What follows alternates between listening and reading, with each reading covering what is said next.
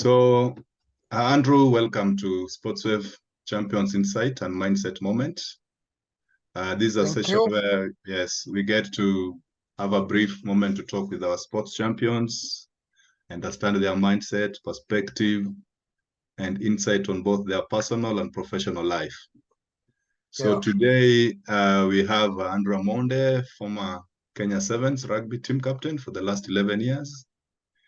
He's represented the country in the last two Olympics as a team captain, and now he's gotten into, coaching, having been a Yeah. player, captain, and now he's a coach. Yeah. So, Andrew, welcome.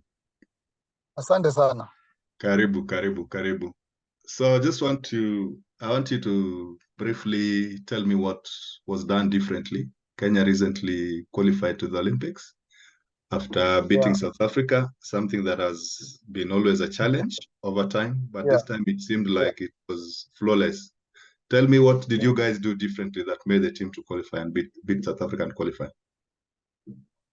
I feel that it was a matter of teamwork, both the technical side and the playing unit, because we were very lucky to have a very experienced, young but experienced playing unit. We came up with the new ideas of wanted to play the Kenyan flyer kind of rugby, the flyer that we had forgotten.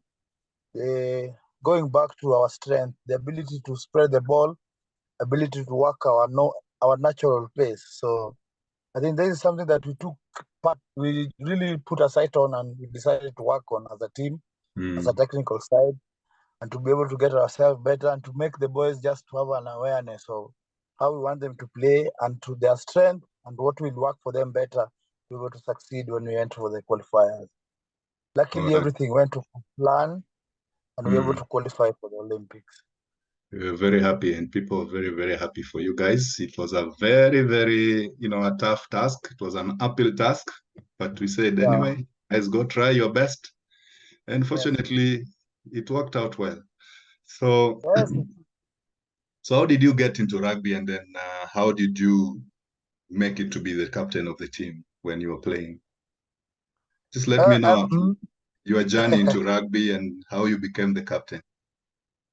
I think my journey is different from most of the rugby players, because most of the rugby players started rugby at a very early stage. I started rugby at a late stage. I used to play basketball in high school and handball.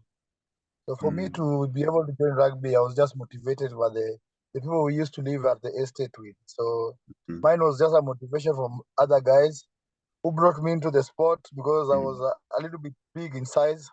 So it was a natural thing for me just to come into rugby and fit in, because they said my body would favor me into the sport. So it was a little bit tougher for me to get into rugby in terms of knowing the skills.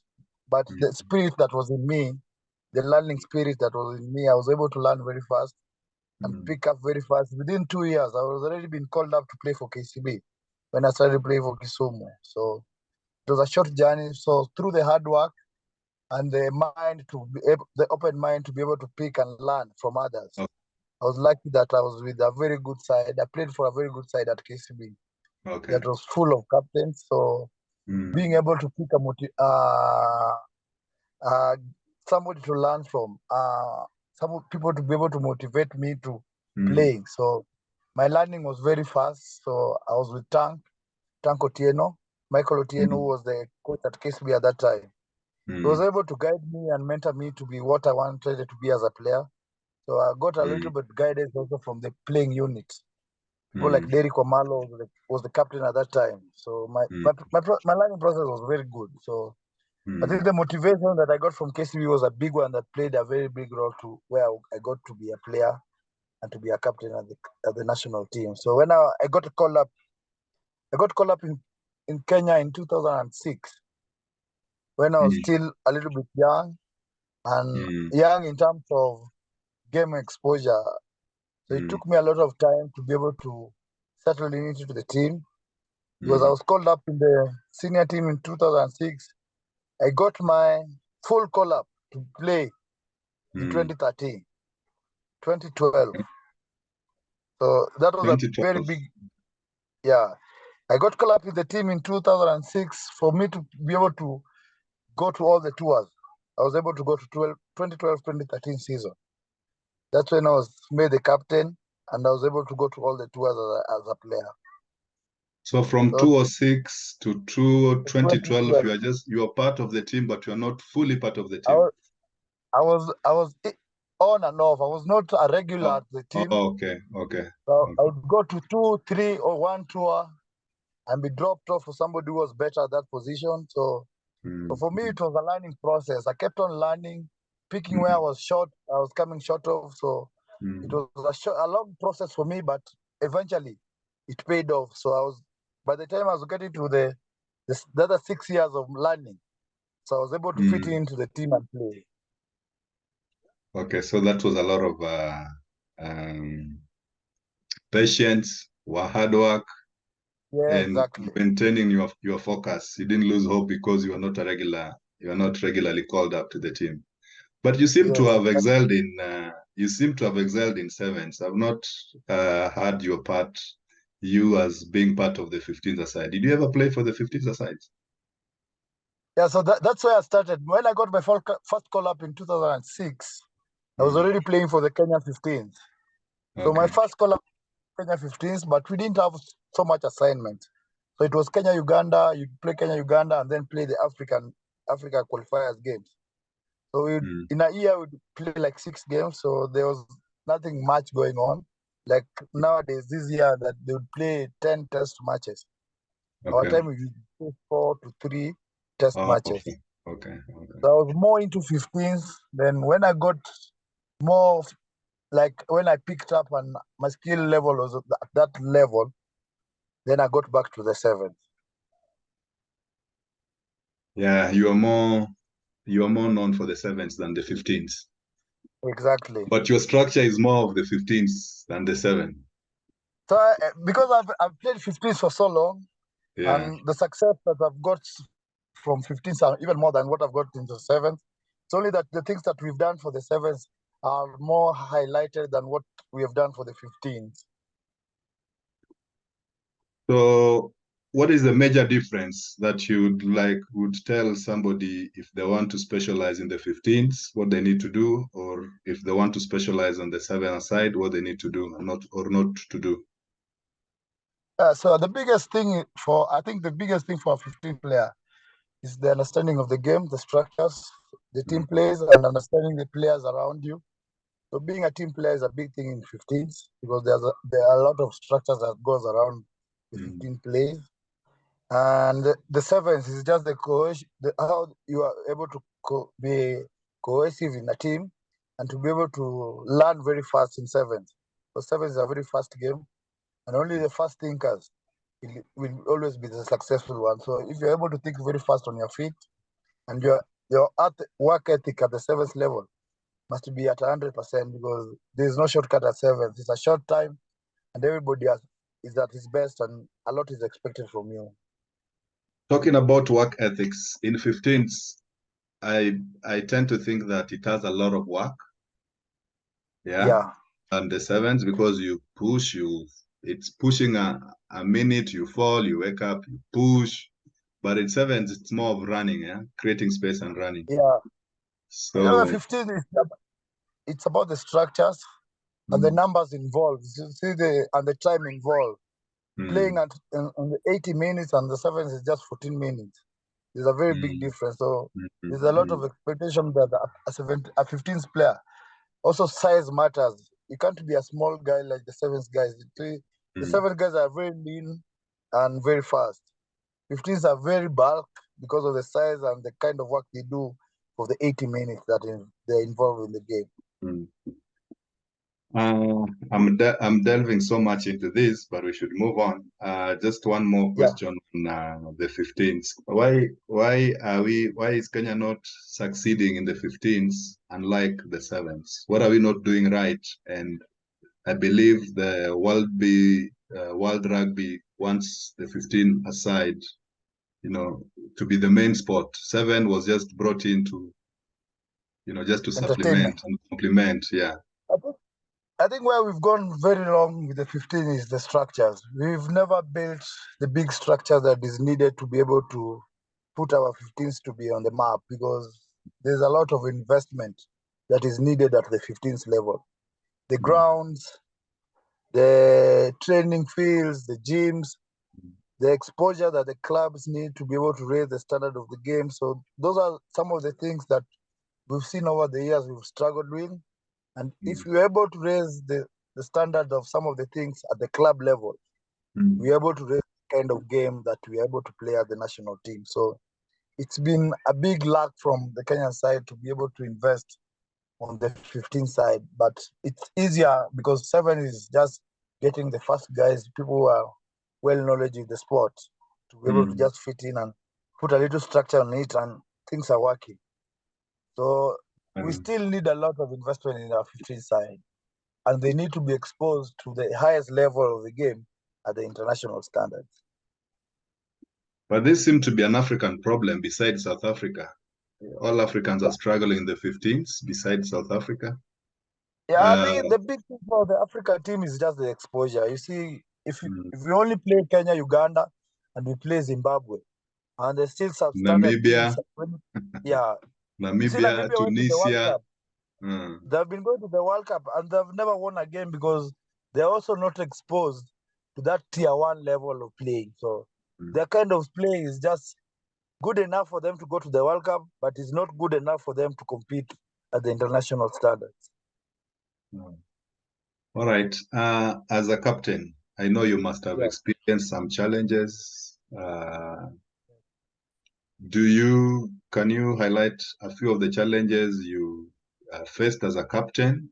And if you have a few regrets that, we do want to highlight? Yeah, there are a lot of challenges as a national team. First of all, the biggest one was when we were being compared to the top teams. I think that is the biggest challenge that we ever had, that how can we not be able to succeed as the other international team? But I think from the exposure that we got and the way we could see the other teams, the way they do their preparation, the way we did our preparation, and to be compared with the top teams, we felt that was a big challenge for us to be able to overcome. So we motivated ourselves with the little that we had to be able to get ourselves better. So I think it's a challenge that every person is going to go through the national team at our tier. We'll always see that as a challenge because we'll never be the same level as South Africa or be the same level as New Zealand. But at the competition, nobody cares or understands that we are a second-tier team, a non-professional team, an amateur side playing a team that is full structured, a team that is full professional in the sport. So I think that is one thing that we will keep on struggling until we get to a time we're able to put our 15 side to be a sport of not an amateur side, but a side that we will be able to compete with the international side, a full-time job for everybody. So as a captain, how was this a challenge to you as a captain? How did you, because every player is looking up to you. Yeah, everybody looks up to you because you see, we've tried to raise the standard. Some of it we've just made it to be a visual thing. It's not an actual thing. Talking about having a proper preparation ground. So, like some of the grounds we have around are substandard grounds, cannot be used for international games or training games. So we've just put ourselves to that to be able to understand that we don't have it, and for us to be able to succeed, we must work extra hard to be able to compete with the guys who have everything at that level. So it was a matter of just changing the mindset and believing on the little we have and working hard for it to be able to sometime in the future, we know our next generation will be able to have a proper ground and to be compared to the international standards. I came across a very interesting article about training, our weather and training, that in Kenya we are in the tropics and we can train all year round, while the teams that we are saying have the facilities and are, Yeah. well taken care of can Yeah. only train maybe 6 months in a year because of the weather. So we are at an advantage because we can train any day and any time of the year.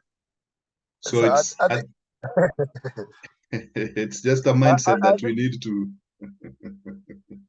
I think that is a small advantage that we have over them. But when we talk about facilities, you see teams that people are saying they cannot train, but they have the indoor facilities that is able to support them, whether the weather is different from what they have as an outside weather. And the training facilities, when we talk about facilities, the indoor facilities that they have compared to what we have as an indoor facilities cannot be in the same standard. So we've been lucky that we can do our trainings all around the year.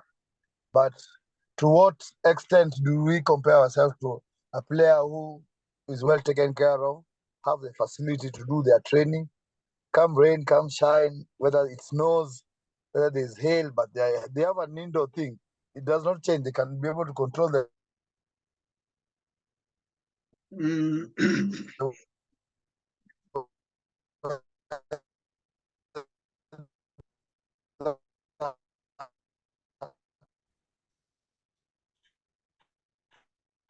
I've lost you.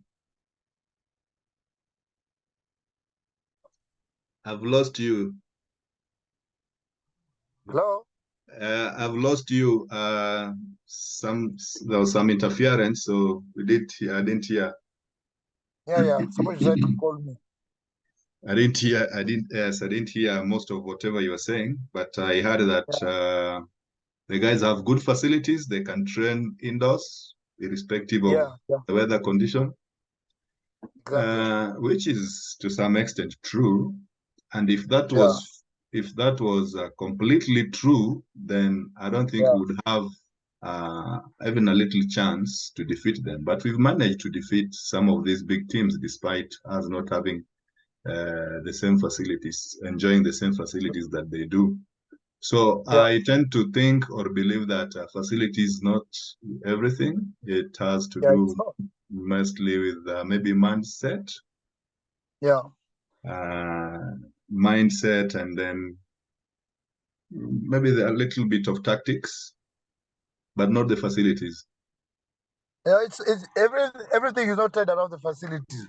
I think Mm. also the heart, because Yes. when you know you don't have anything and you want Mm. to compete with somebody who has everything, so it's also what you want. What do you want to achieve out of it? Because we work very hard with the little we have. So for us just to have that respect that we're able to go out and present the country and put on those colors, it's a Mm. big thing for us who have played in putting on those colors. So when the Yes. national anthem is there, there's a stake that you're presenting the 40 million plus everybody in Mm. Kenya. So it's a big drive that always drives somebody who puts on those colors. So it's been an addition that we've worked very hard, and it's a matter of belief that we've carried always that Mm. we are going out to compete, whether we have everything or we are short on anything. Yeah. Now that you are a coach, Yeah. before you tell me this, at what point did you make your mind to stop playing and become a coach? And in your process of transiting to be a full-time coach, Yeah. what are some of Yeah. the challenges that you are facing? So I think the decision to become a coach was because of I'd done everything. I'd been 2 Olympics, 3 World Cups, uh, gone to 3 Commonwealth Games, played in the All African Games, gone to the 15 repechage. So it was a matter of just also giving a chance to the upcoming young guys to also be able to experience what we have done and to be able to put myself somewhere else to be able to assist the young ones who are coming through the system. So it was for me also to come up and pick something else. So I wanted still to be involved with the sport, to be able to learn, make myself better from learning of my years of play, to be able to give back to the sport. Hmm. Any So challenge? there have been a lot of challenges.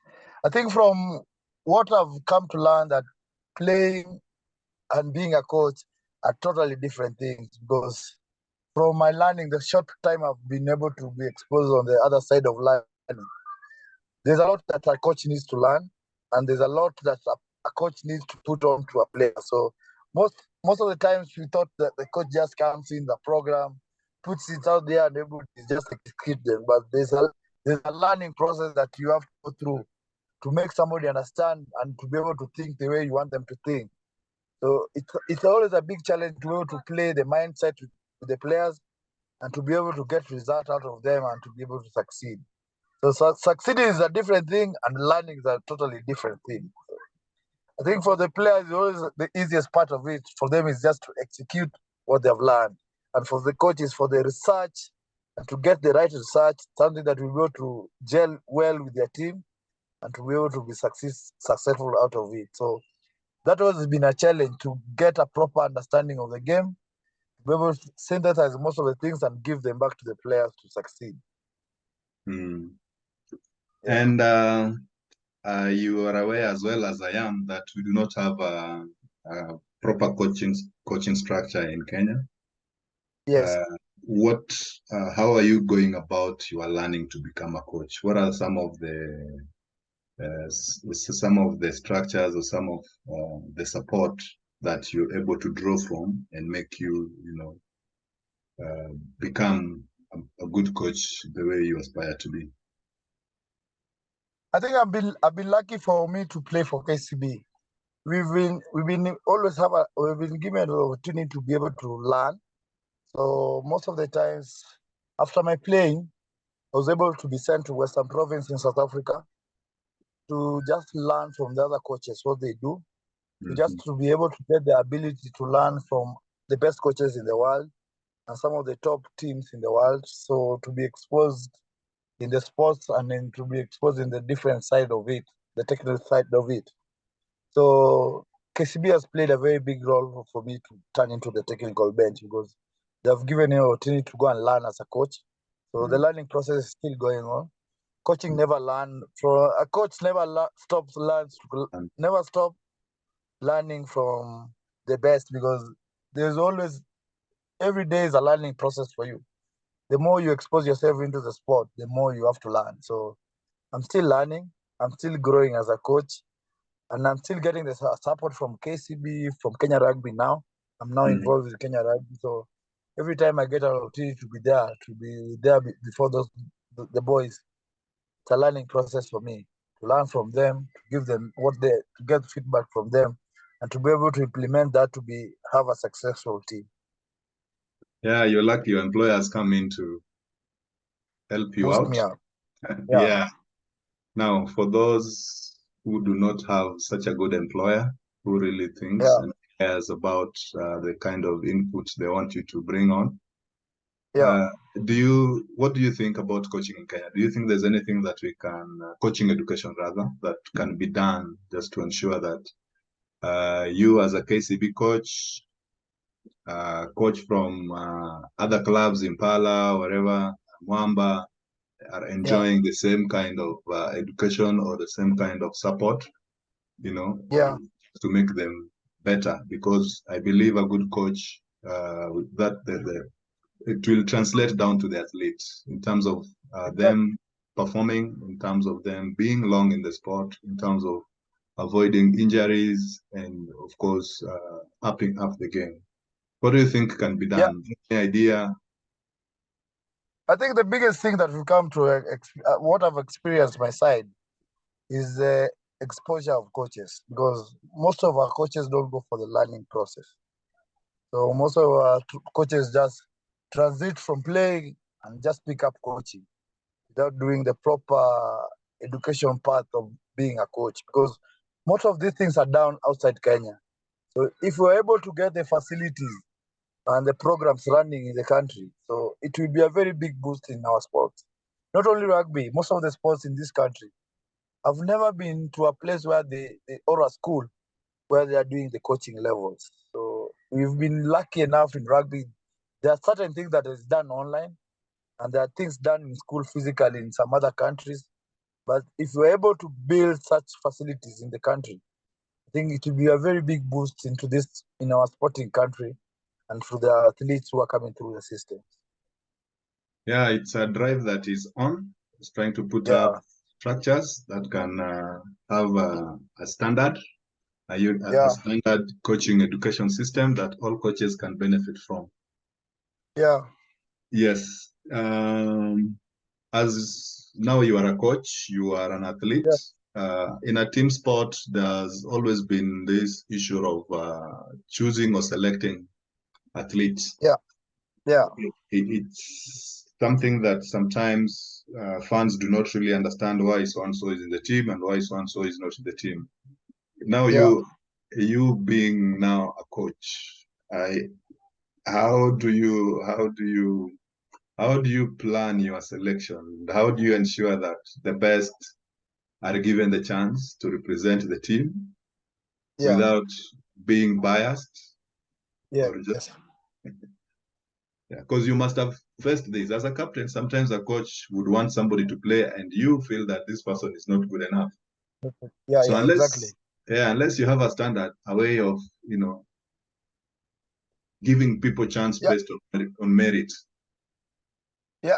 I think for us, what has played very well for us is just the person who has raised his hand at the moment, at the time of selection, and who has been able to fulfill some of the boxes that we've put for them to be able to the benchmark that we put down.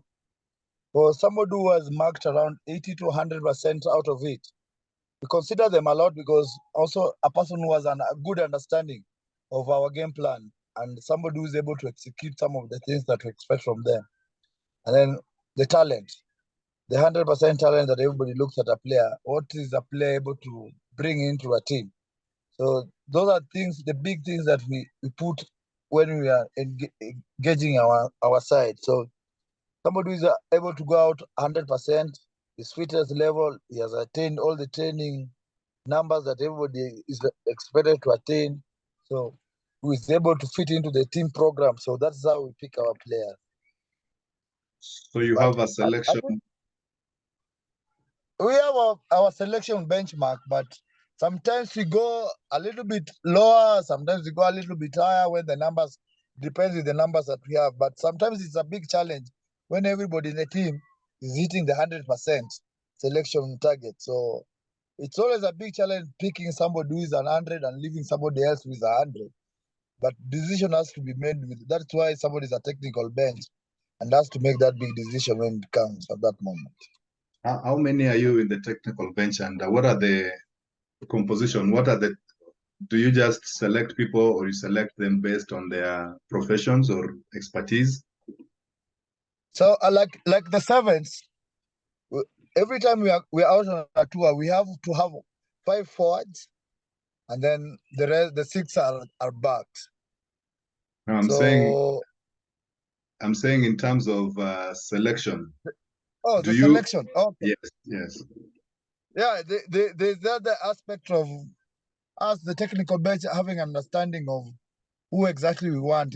It's the performance, and then it's the understanding the understanding of the game, and somebody who has been with us. How long are you exposed? How long have you been in the team? Your understanding of the game, especially the sevens game, and how fit you are. So those are the big things for us. Do you rely on data? Do you keep statistics that can guide you in terms of an individual performance? The data is a big thing for us because we are lucky enough that we've been exposed to the learning. So we're also trying to involve ourselves with the data collection to be Mm. able to gauge all our team, our players when they are training, when they're off Mm. training, how good they can be when they're playing, the result, how good they're able to bring back the result. So we are collecting data every day to be able to just, at the end of it, when we are selecting players, we're able to go back through the data when we have a division on how to make a selection. All right. Yeah. Uh, the rugby ladies left the country yesterday Yeah. for a qualifier. Do Yes. you do you think they have a chance to make it to the Olympics? And do you think them get and do you think they get as much support from the union as the men's do? For the first time, I've seen them work very hard. They were given the same exposure as we were given. We were working in the same field. They were lucky enough, even World Rugby sent international coaches to come and assist them with their program. So I think they've been well exposed and well trained this season.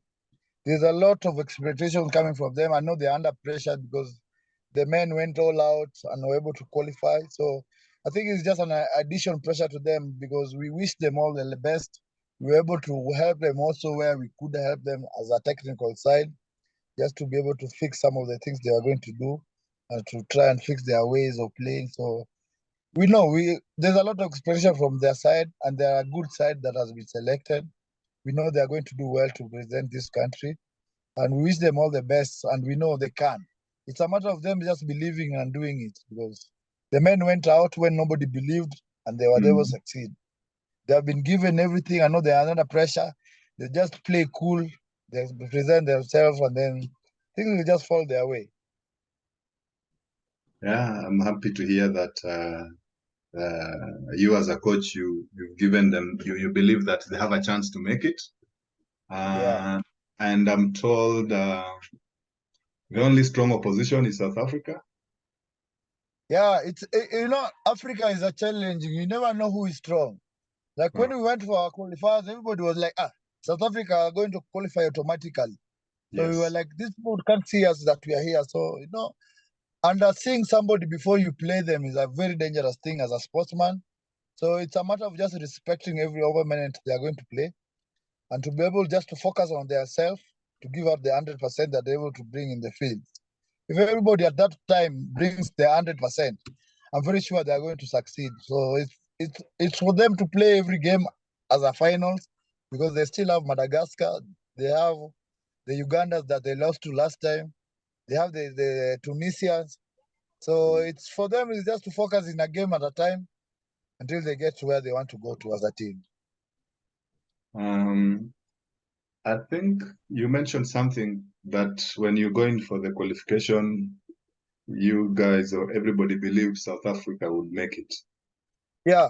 But they were surprised. And I think what worked well for Kenya was that they brought in new athletes. So the South Africans probably Exactly. underrated them and they didn't Exactly. expect much opposition.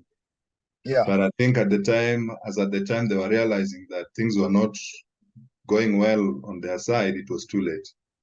Exactly. So yeah, so it's not good to underrate an opponent until the last whistle is blown. Exactly. Yeah. I think So yeah, go it was a ahead. big surprise for everyone Hmm. because after losing all our experienced players, everybody thought we were still on the rebuild road. But the few that were left played a major role, especially the mental part of it, and then the calmness, all the calmness from everybody who came in and got involved with the team, and they believe that everybody had. There was a lot of expression from that team, so we kept on driving ourselves with what the little we had, and they believe of having a better future after that. So an Olympic was a big thing for them. Having a chance to go to that Olympic was a big drive for them. So it was something that kept on knocking on their door. Every step they made, it was a reminder that we are coming close to going to that Olympic. So when we were playing South Africa, and we had already seen them play, they were not as that fit as they are normally, and they were lacking in some of the things. So it was just a matter of us stepping up and doing it for the first time.